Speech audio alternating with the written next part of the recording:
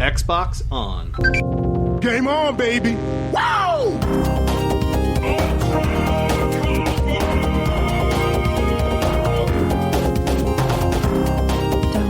Don't make a girl a promise you can't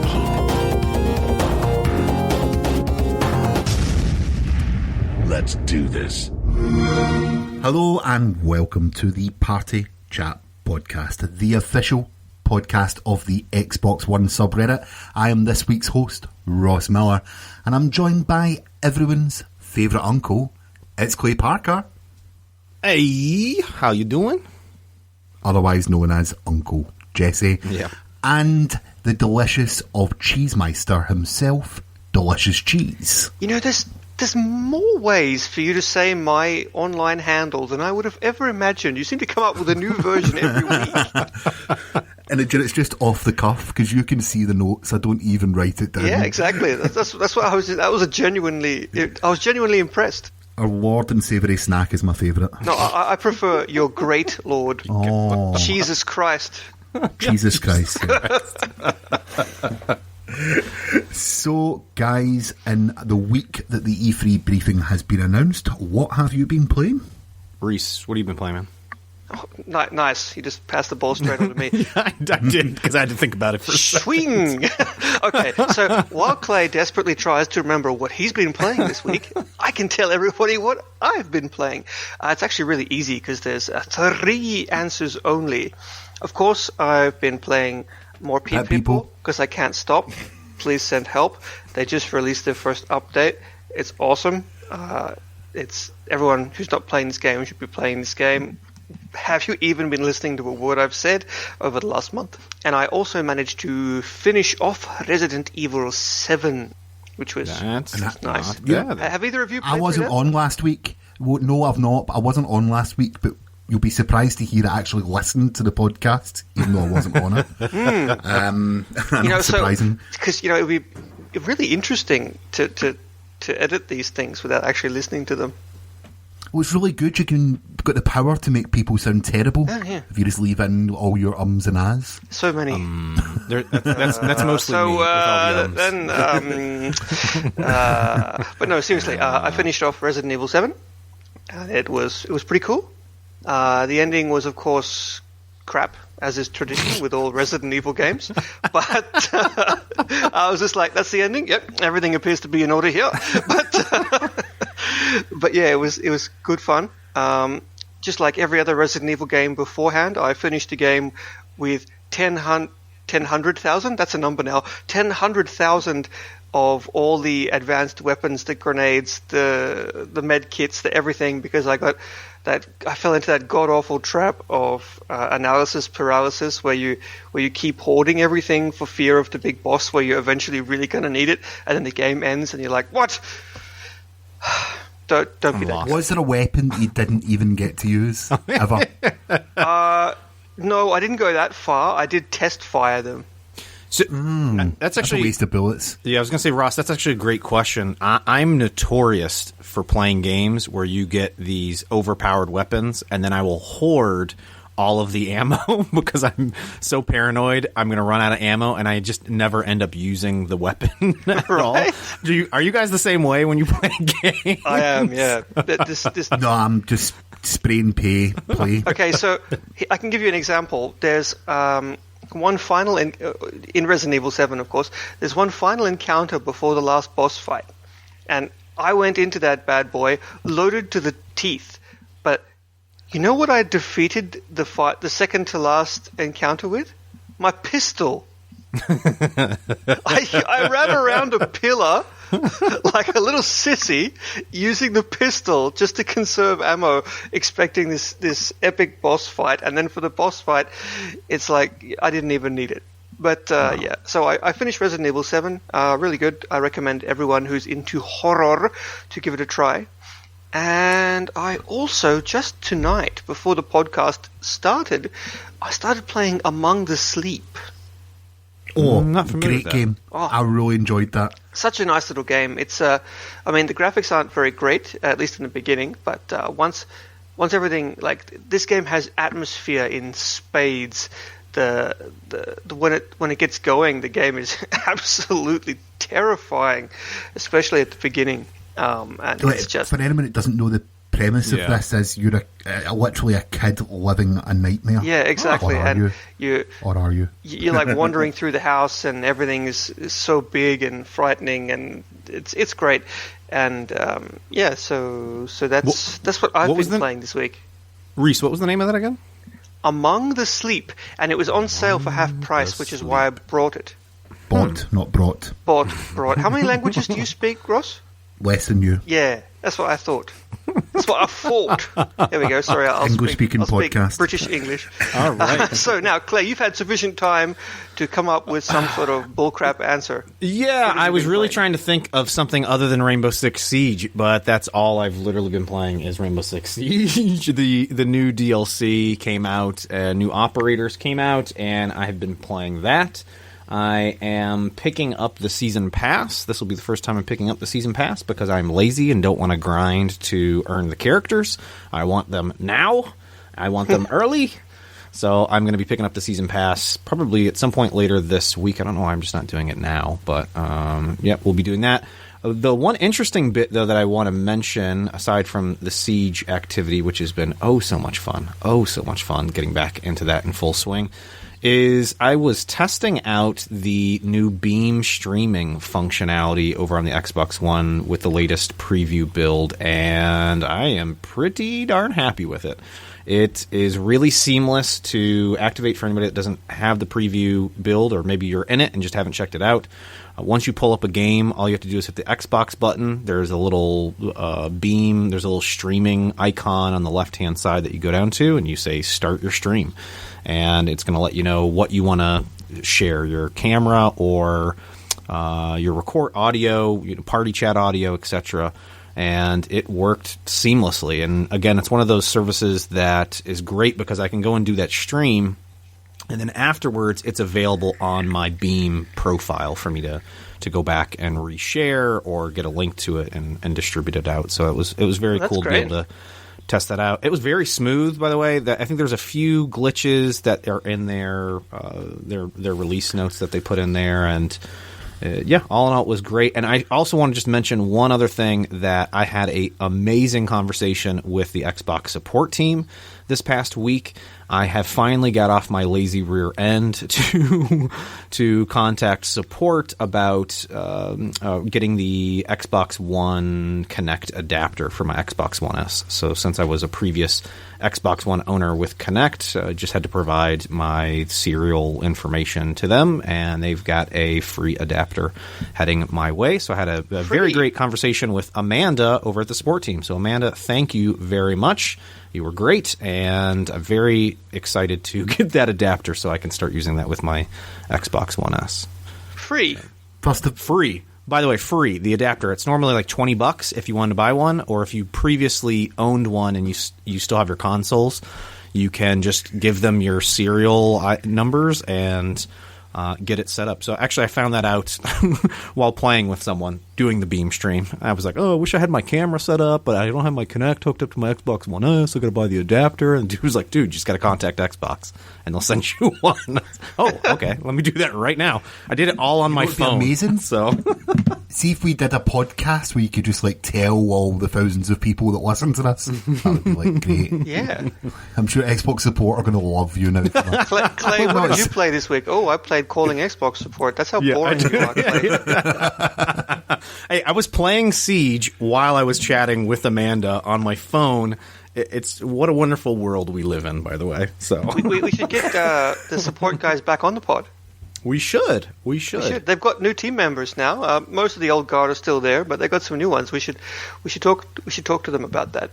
But I have a quick question actually before we move on to Ross, and that is, tell me about the Beam interface while it's working, because I've tried to use Twitch a couple of times in the past, just to see how it goes, and it really annoyed me having to snap a quarter of the screen. Yes, for that's the a great text that I didn't want to see. Great call out. Yeah, The way that worked is it's basically like that picture-in-picture functionality that they're talking about doing now moving forward. So I did not have the little snap window on the left-hand side that squished my game.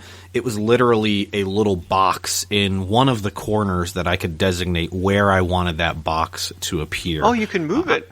Yeah, you can. I think in all four, you can pick which of the four corners you'd like it to appear. The one thing that I didn't see was any chat going through that, and I'm not quite sure what that interface looks like. That's working now. I got that working the other day. Okay. Yeah. All right. I'll have to check that out. So, it's eight segments. You can put it in eight. The screen's divided into 8, and you can put it in 8 segments. That's great. Okay.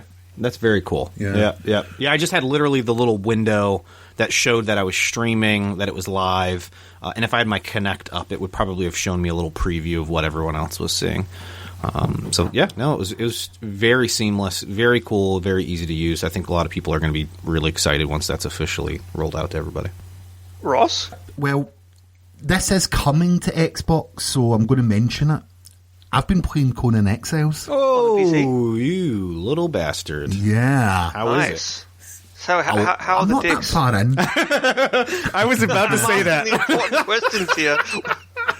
No dicks have been torn off and flying at the sun, if I'm honest with you. Oh my Check That was- back to that was one of Conan my Exiles favourite interview if you want to know Oh, what that that's was about. such a great interview with those guys. That was hilarious. But yeah, it's a great game. I know it's in early access and Steam, but it's an absolutely phenomenal game.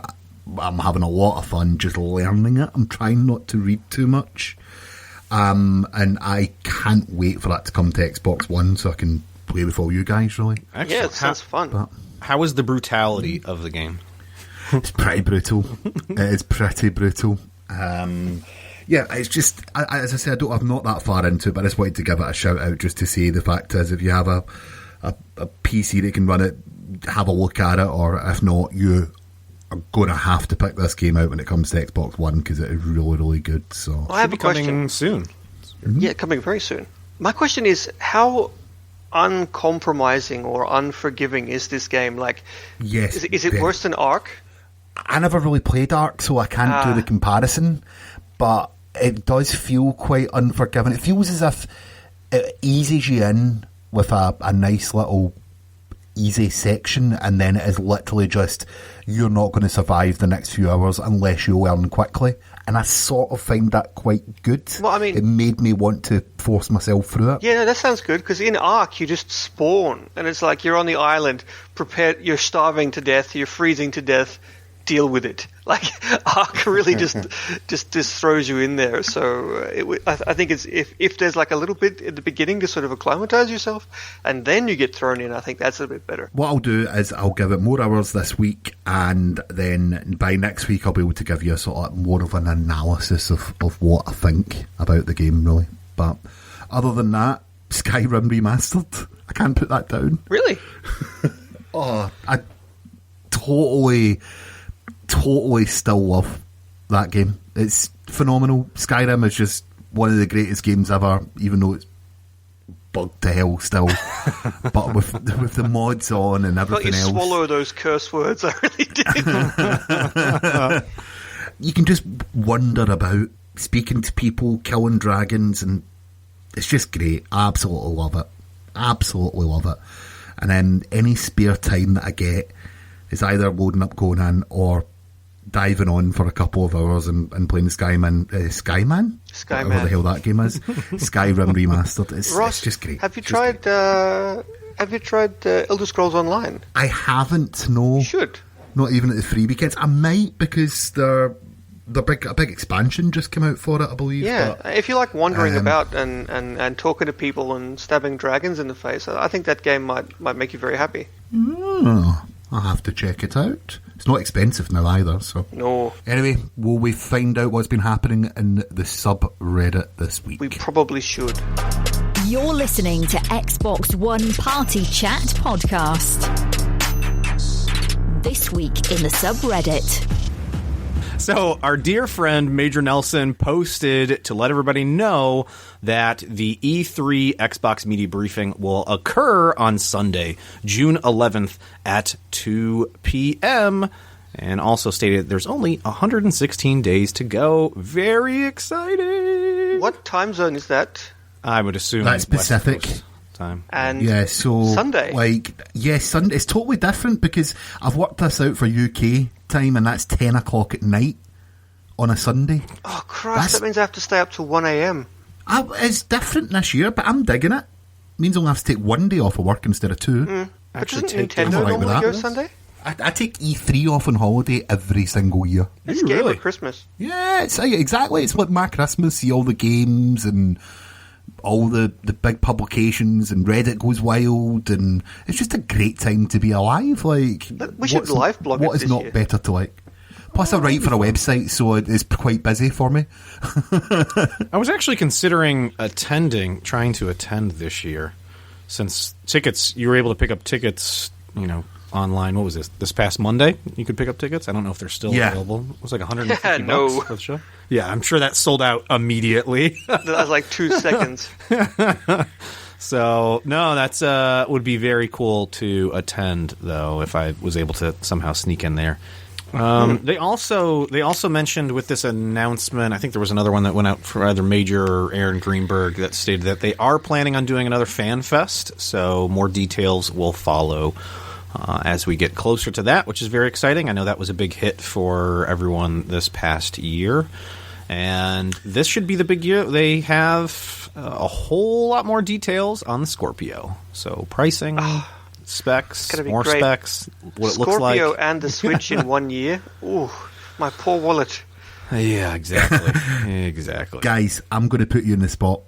I've not told you about this before the episode, off the top of your head, one prediction from E3 2017 right now. Oh my goodness. From the Microsoft conference. What do you mean prediction? Can't be too obvious. Like announcement Like prediction? something that has not been announced yet. Ooh, something that's not been announced yet. Okay. New Chrome Hounds, calling it. Fair enough. That's only because I want one. I know it's not going to happen, but I want it. I am going to say, I don't think it's been announced yet. They are going to have VR support with this new Scorpio. Wait, full VR support? Full VR so support. You're thinking Oculus or? I'm thinking Oculus or the Vive. No one's doing Oculus anymore. Did you guys? Oh yeah, that's true. Yeah, that's right. They have to pay Bethesda $500 million.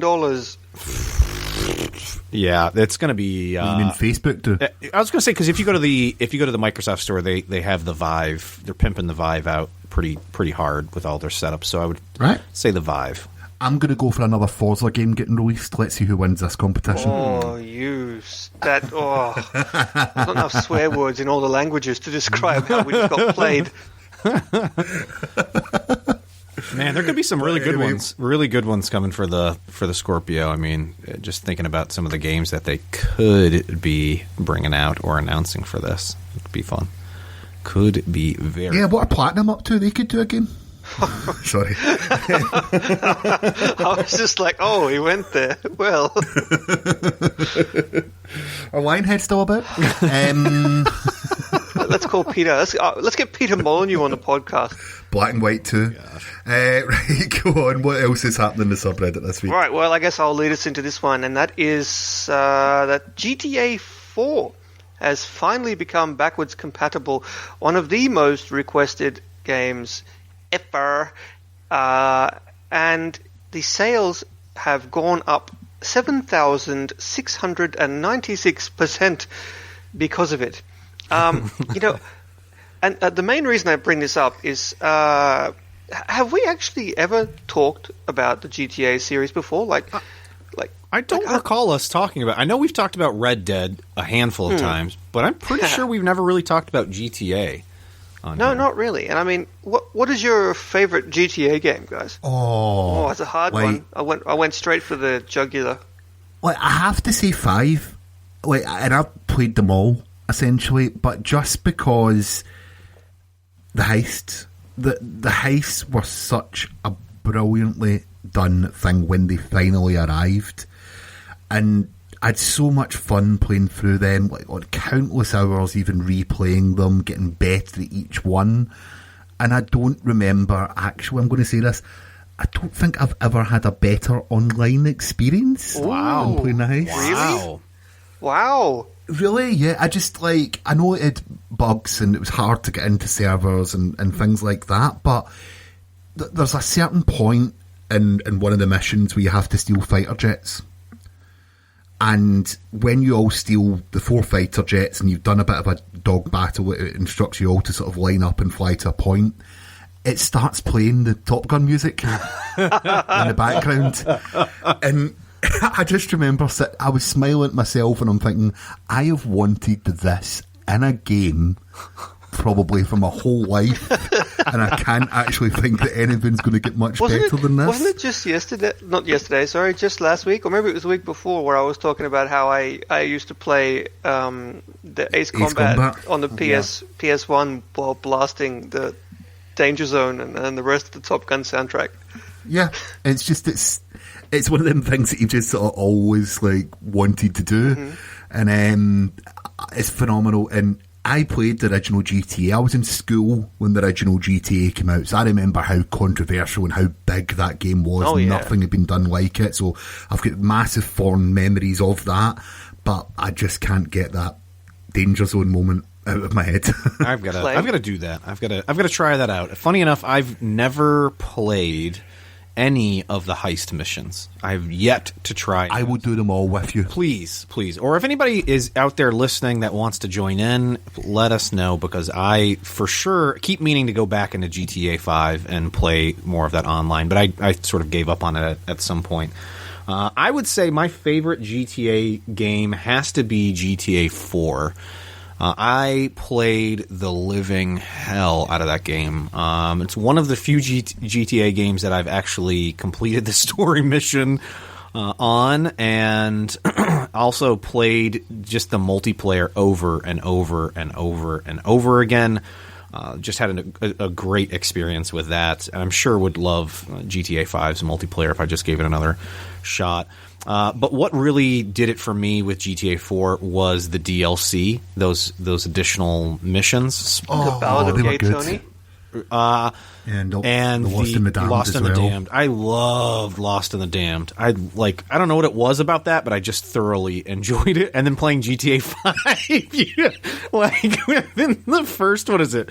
It's like the first handful of missions, you find out what happens to one of the main characters from that DLC. Yeah. I was like, man, well, that took a different turn than I was expecting. So, Rhys, how about yourself?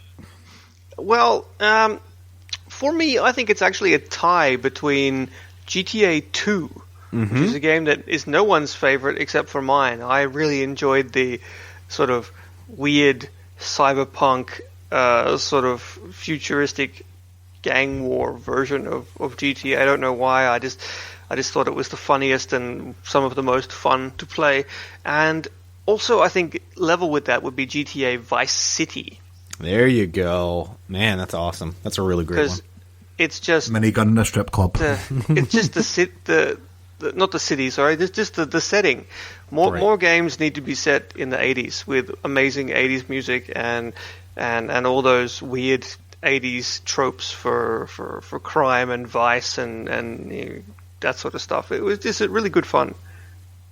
I can remember It was a phenomenal game. Yeah, I can remember being blown away by that game when playing it. Just being like this, I can drive a car and dive out of it before it crashes. Right? It was like the first game that I remember playing that had that mechanic in it. I was just going, "This is amazing." Was it not like the year before that Driver game came out and everyone's like, "Wow, this is brilliant," and then GTA came out and it's just like, "Oh no, it's not that good." Did you guys play GTA 2?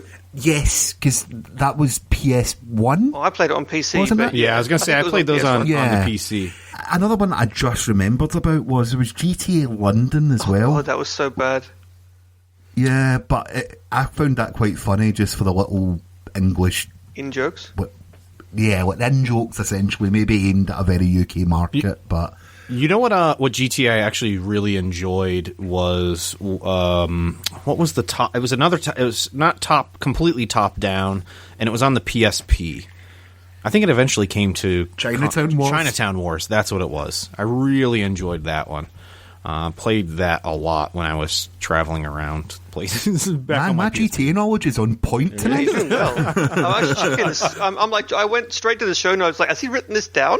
But No. You'd almost think that this was a game that was made in Scotland.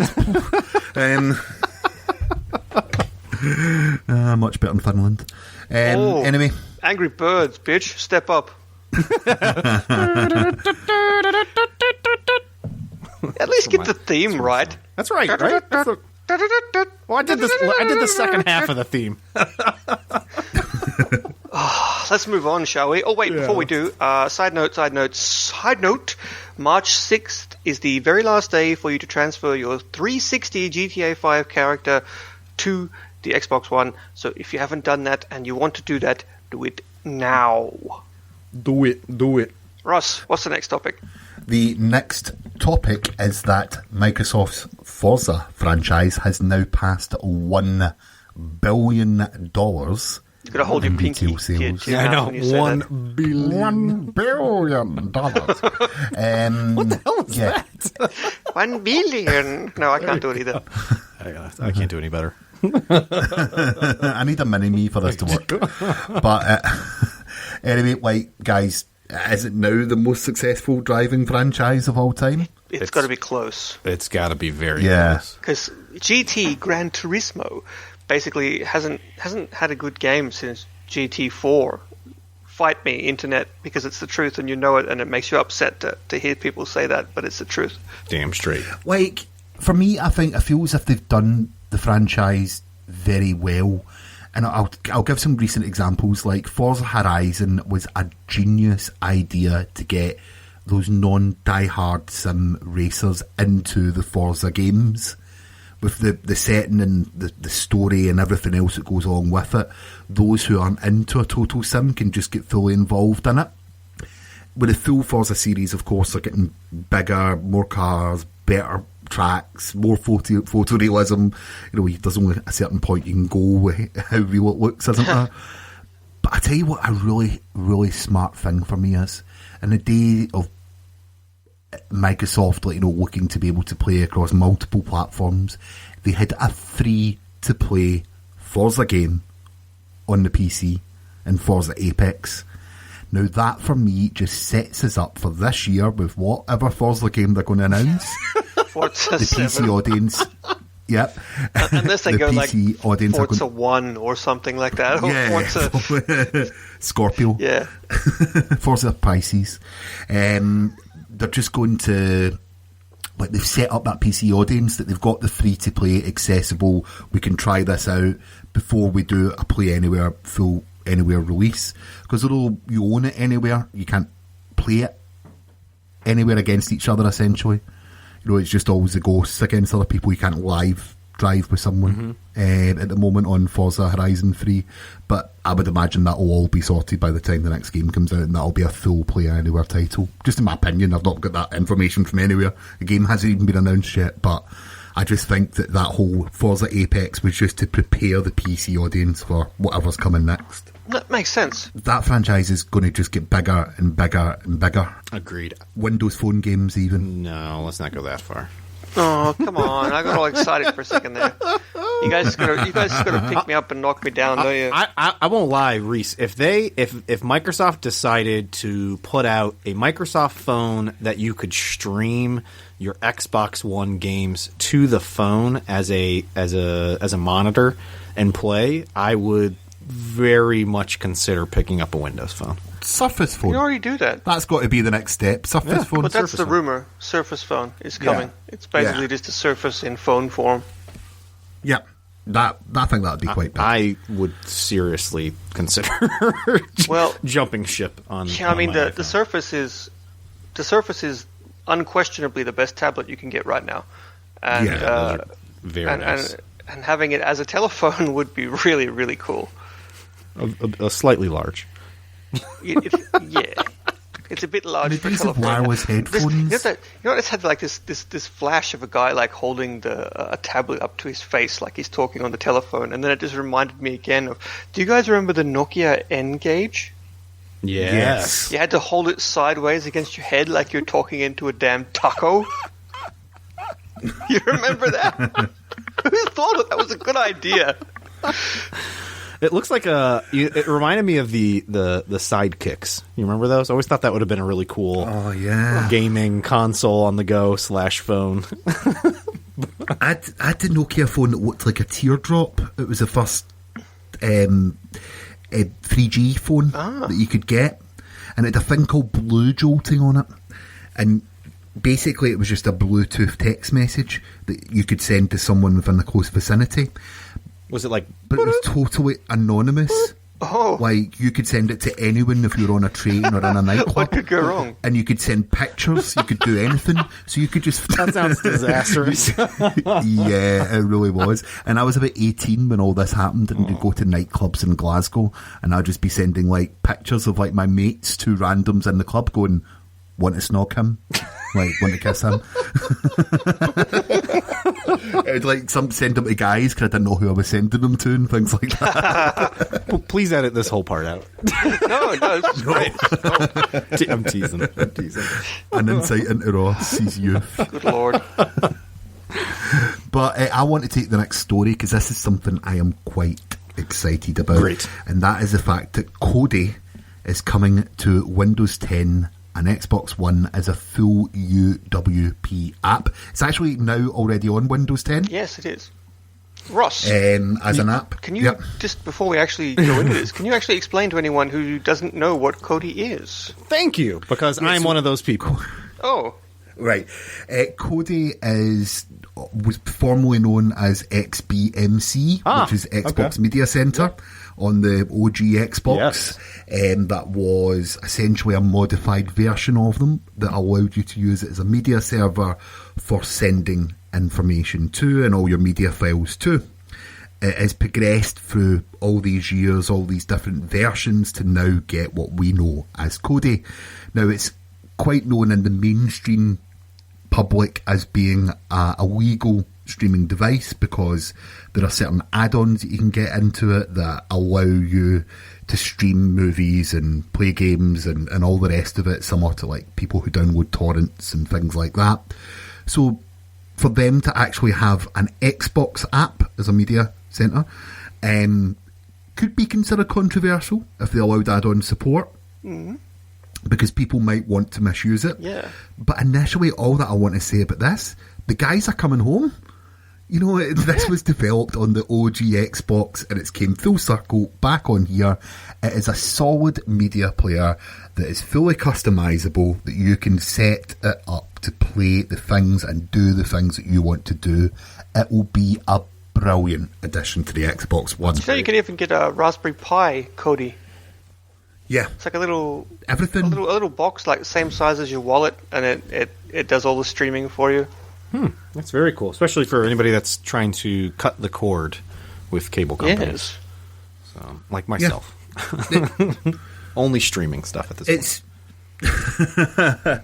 But so, guys, are you excited for this? Then, you know, is this something you're going to use? If I'm honest, no. I mean, for me, I only really, when it comes to media apps, that is, I use Netflix and I use Crunchyroll and I watch the TV and that's it. Clay, do you use any apps like this? I actually use, Plex? I'm a big fan of Plex, which is probably one of their big competitors. It does essentially the same thing, and they already have a working app on the Xbox One, and that's probably my go-to for media streaming within my local network, so to speak, in my house. I also a big Netflix. We have Netflix and Hulu and Amazon. We've ditched cable altogether, which was we were paying like $100 and something a month for TV shows that we weren't watching, and now we have some different streaming options here stateside, which I think maybe I don't know internationally. Are you guys doing the same thing? We've got some services now where it's you get these. Here's 20 cable channels, and it's $20 a month. Cable isn't really a thing in Finland. Yeah, we're satellite. Yeah, and I mean, I cancelled my satellite subscription and went to the UK equivalent Freeview, which is just the very basic of basic channels, because the majority of the things that I consume are online. Right. and because my wife and I are gamers, we just weren't getting the use out of Yep. it. It was a massive expense that I just didn't need. And, you know, any other options that I have Kodi in my laptop, and having it just on my Xbox integrated is just It's pretty cool. going to be fantastic. Yeah. Pretty cool. It is really In cool. So. in Finland, we're in the Nordics in general. We're pretty big on streaming because we have such great internet, and the Lucky bastards. what you yeah right what you know actually you know it's a legal human right to have access to high speed internet in Finland. But anyway, what you know as HBO Now actually was trialed like more than a year or maybe like 2 years, even more, ahead of time, only in the Nordic countries as HBO Nordic. And once they finally got that right, then they ported it into a new app, which they renamed to HBO Now and distributed to the rest of the world. Huh. Very cool. The big difference between Plex and Kodi is open source. Yeah. Okay. So what you're telling me is I can create my own channel on Kodi. You can create your own builds and things as well, which have some of the... let's not get into this. Xbox. Xbox turn off. Yeah. I hope someone's Xbox just turned off. Now, the big story we have left for end, a game that we get countless hours for and is probably one of the most fashionable titles to release every single year. Sledgehammer have confirmed that Call of Duty 2017 is going to return to traditional boots on the ground gameplay. Not Guys, wall running. is that, Thank you. not wall running. Double jumping and all is that. that going to save the game? I hope so. You know, I honestly, I hope that they do well. I hope that game series does well. I have some very fond memories of playing some of the earlier iterations of the game, and it just sort of lost its appeal to me when it sort of started to veer away from, you know, the modern warfare approach, or even when they were doing the historical approach. It was great. It was really sometimes gritty and fun to play online, and I enjoyed the story modes, but the last few I've just had literally no desire whatsoever to play. And I'm excited to hear this. Excited to see what they put out. I'm welcoming it with open arms. So, where would you set it if you were Activision? Where would you set this year's COD, and what would you do? That is a very good question. Bear in mind this has been in development for like 2 years. Yeah, I don't know. I think a lot of people seem to think that they are going to go back to one of the earlier war settings. Maybe go back to Vietnam, or I'm trying to think of what one of the other options was that I was remembering seeing. That wasn't Desert Storm? Well, while you think, I can cut in and lend some for it, Rhys. credence to that rumor you just mentioned. Apparently, Sledgehammer was working already on a Vietnam version of Call of Duty when Activision came in and said, "Actually, no, throw all that in the garbage and give us space world running stuff." Oh, really? Yes. Huh. Well, That's disappointing. that is isn't very it? disappointing. So it would be very easy for them to go back to Vietnam. Yeah, because they'll still have a lot of the assets, I suppose. Yeah. Yeah, I would imagine so. The story maybe behind that. It's Ross. What's your feeling on this modern Call of Duty that they've got today? Not modern, futuristic Call of Duty, and even things like Titanfall, because there's a lot of the same mechanics, but there seems to be a bit of a divide between the two types of game styles, or just games in general. I guess what is your feedback on that?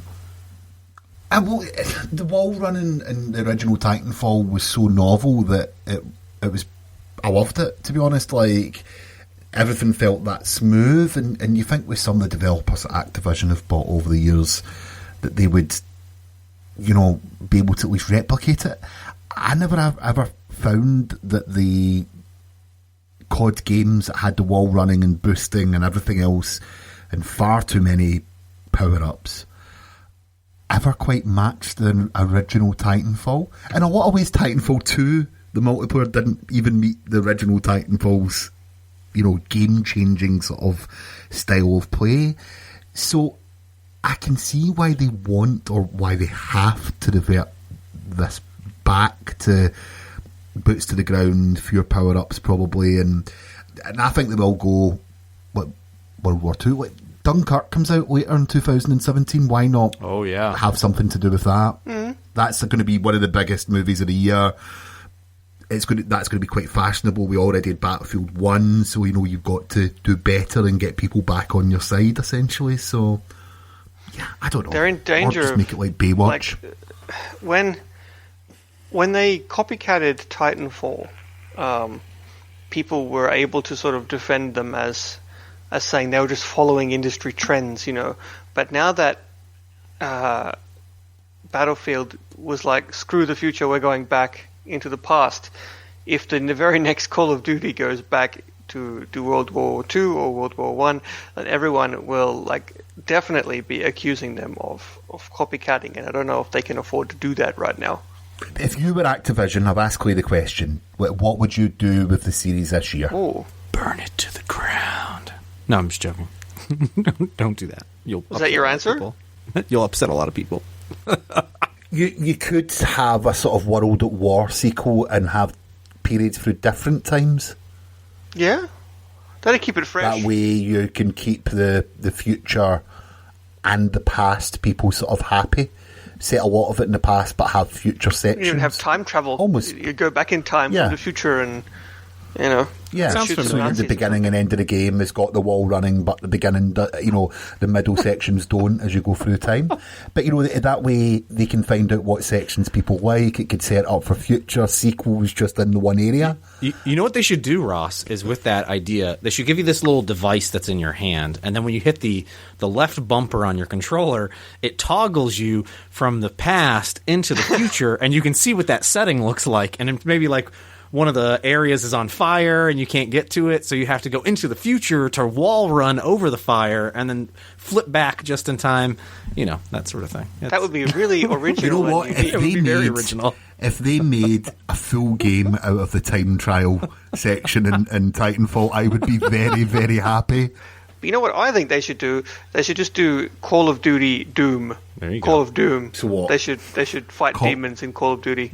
They should go to invade hell with America. That would be the best game ever. And this is why Finland are terrible at video games. Bring freedom to hell. Make hell great again. There you go. Make hell great again. Don't ask. It works. Oh, I'm not going down. They should build a giant wall. Exactly. Right, anyway, I think that's all the news. It has been reasonably quiet news-wise, but as we move further into February with Halo Wars 2 coming out next week, I'm sure all the news is going to start dropping on that lead up to E3. But Clay, Rhys, thanks for joining me. You're very welcome. And for another week, Xbox Turn Off. You're listening to Xbox One Party Chat Podcast, the official podcast of the Xbox One subreddit. Let's do this.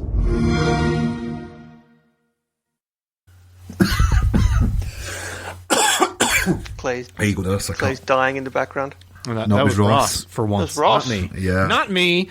It was Ross all along in the kitchen with the spoon. Sorry. I don't know. With a spoon? How can he kill someone with a spoon? Or, Yeah, he's playing Cluedo. You know what Cluedo is? yes, Clue. the board game. Good. Yeah. Yes, that's all right. Just making sure they had that and wherever it is you come from. I sounded quite angry. You did. You did. I'm sorry. Back on track. So, do you think they are selling out? Essentially, like... So what, Ross?